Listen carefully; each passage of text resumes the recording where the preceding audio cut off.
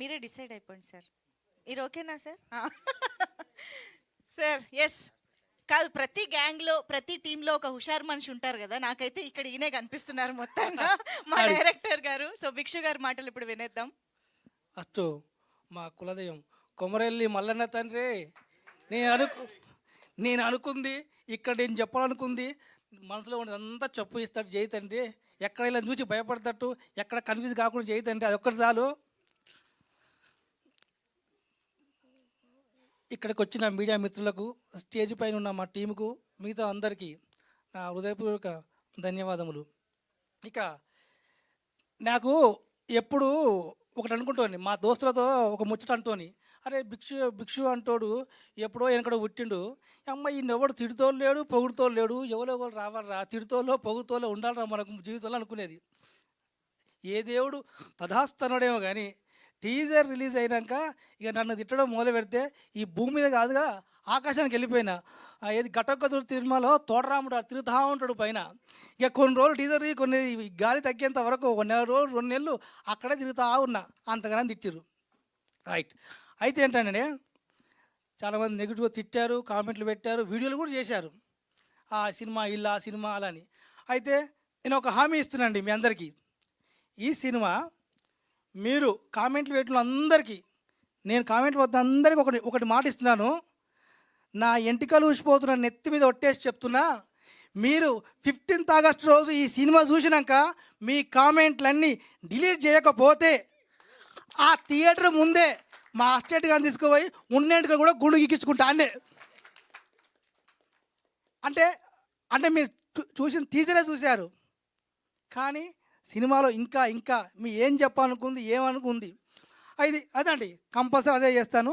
ఇంకోటి ఏంటంటే టీజర్లో నేను టీజర్లో ఉన్న ప్రతి డైలాగు ప్రతి షార్ట్కు డెప్త్ మెసేజ్ ఉంది, డెప్త్ మీనింగ్ ఉంది. మీరు అది దాన్ని తోసేసి అనుకుంటారు. నిజంగా చెప్పాలంటే ఇదే టీజరు ఏ తమిళ్ నుంచో మలయాళం నుంచో ఏదో పక్క రాష్ట్రం నుంచి వచ్చుంటే అరే బోల్డ్గా పర్లేదు, కానీ పచ్చిగా డైరెక్ట్ చెప్పబోతున్న కొత్త విషయం అని చెప్పేసి కంపల్సరీ మీరు కొంచెం పాజిటివ్ ఆలోచించేవాళ్ళు. అదే తెలుగువాడు తీసిండు కదా అని తేలికగా తీసి పడేసారు. అది ఇంకోటి చెప్తున్నాను, ఇంకోటి మళ్ళీ ఒకటి కొట్టేస్తున్నా. ఇప్పటి వరకు మనం గుర్తుంచుకోండి, ఇప్పటి వరకు మనం మరాఠీలో సెరెట్ మూవీ, మలయాళంలో మంజుమల్ బాయ్స్, ఇంకా ఇంకో లాంగ్వేజ్ ఓ చిన్న సినిమా హిట్ అయింది సంచలనం మనం చెప్పుకుంటూ చేరినాం. ఇప్పుడు అదే అక్క రాష్ట్రాల్లో ఒక తెలుగు సినిమా హుషారు పిట్టలు సంచలనం కొడుతుంది. అది అందరు డిస్కస్ చేస్తారు. ఇది కాన్ఫరెన్స్ చెప్తున్నాను, 100% ఇది అవుతుందండి. ఇంకా చెప్పాలంటే ఇంక ఇదే 2 ముచ్చట్లు చెప్పాను, కామెడీ గురించి చెప్పాను. ఇంకా చెప్పాలంటే మా హీరోయిన్ చిట్టి తల్లి, పుట్ట చిట్టి అంటూ ఉంటాం, ఇక్కడ రాంపుట్ట చిట్టి, ఈమె గురించి చెప్పాలి 2 ముచ్చట్లు. ఇంకేంటంటే నిజంగా చెప్పాలంటే ఈ అమ్మాయి మా సినిమా కంప్లీట్ కానీ గుమ్మకాయ కొట్టగానే వచ్చి నా కాలు మొక్కింది.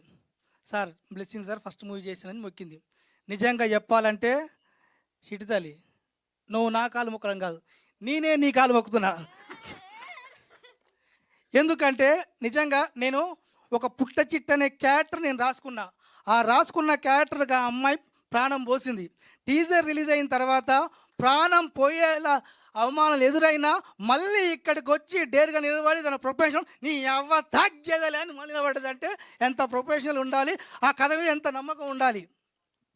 అదే అండి, కొంచెం ఎమోషనల్గా మాట్లాడుతున్నా, ఏమనుకోవద్దు. ఇదండి కంపల్సరీ మేము ఎంత కాన్ఫిడెంట్ చెప్తున్నామో ఆగస్ట్ 15th రోజు 100% అది మీకు నిరూపించబడుతుంది. ఇప్పటివరకు ఏమొచ్చినా ఏం జరిగినా కానీ మీరు పట్టించుకోవద్దు, మీరు సినిమా చూడండి, మీ నమ్మకాన్ని మీరు నిలబెడతాం. ఇంకోటి, ఇంకా ఈరోజు మ్యూజిక్ గురించి, మ్యూజిక్ డైరెక్టర్ చరణ్ అన్న అండ్ చిరంజీవి అన్న ఇద్దరు గురించి చెప్పాలంటే ఇద్దరు చాలా ఏళ్ళ సంధి ఇండస్ట్రీలో ఒడిదొడుగులు ఎదురైనా నిలబడుతురు. ఇప్పుడు హుషార్ పిట్టలు రిలీజ్ అయిన తర్వాత నిలబడతారు, అందరికీ అవుపడతట్టు అని భావిస్తున్నా. ఇంకోటి ఇంకా చాలా చెప్పేది ఉంది. నాకు ఆ టీజర్ ఎమోషన్ అయిపోయి అన్నీ ఎరిగిపోతుంది మెల్లమెల్లగా. ఇంకా చెప్పాలంటే నెక్స్ట్ రుద్రసాయి డిఓపి డైరెక్టర్ అంటే భార్యాభర్తలు లాంటి వాళ్ళు. ఎందుకంటే నేను కన్నా ఒక ఊహ ఆయన దృశ్య రూపంలో తీసి అందరికీ అవుపడతారు చేస్తున్నాం. కానీ ఇప్పుడు డివోపి గురించి భార్యాభర్తల గురించి చెప్తే ఒడిచేది కాదు కాబట్టి మరో ప్రెస్ మీట్లో మరొకసారి చెప్తాను. ఇంకా నెక్స్ట్ ప్రొడ్యూసర్ అంటే ఎవరు? నిజంగా తండ్రి. ఒక తండ్రి జన్మనిచ్చి కొడుకుకు మన తండ్రి జన్మనిచ్చి ప్రపంచాన్ని అందించాడు. ఇదే ప్రొడ్యూసరు ఎవరో తెలియదు, ఏం తెలియదు, ఒక అవకాశం ఇచ్చి నన్ను బయటికి చేస్తుండు కాబట్టి నాకు ప్రొడ్యూసర్ తండ్రి లాంటి వాళ్ళే. తండ్రి గురించి కూడా ఇప్పుడు చెప్తాడు కాబట్టి మళ్ళీ నెక్స్ట్ మీద చెప్తాను. ఇక నెక్స్ట్ ఇంకో సార్ నిజంగా ఇంకోటి చెప్పాలంటే ఈ సినిమా ఈరోజు సురేష్ ప్రొడక్షన్లోకి రావడానికి కారణం ముగ్గురు వ్యక్తులు కారణం.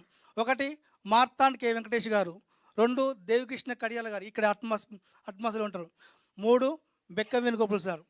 ఈ సినిమా చూసినప్పుడే మార్తాండ్ కె వెంకటేష్ గారు భిక్షు ఇది సినిమా చాలా బాగుంది అబ్బా, ఎట్లనే పెద్ద ప్రొడక్షన్ పడేయాలి, ఆయన తన్లాట, ఆయన ఆవేదన చూసే రోజు ఒక చిన్న సినిమా ఆయన దగ్గరికి వెళ్తే దాన్ని ఎట్లా పెద్ద ప్రొడక్షన్ తీసుకెళ్ళాలి, ఎట్లా చేయాలని ఆయన నేను ఎక్స్పెక్ట్ చేయలే ఆయన చేస్తాను.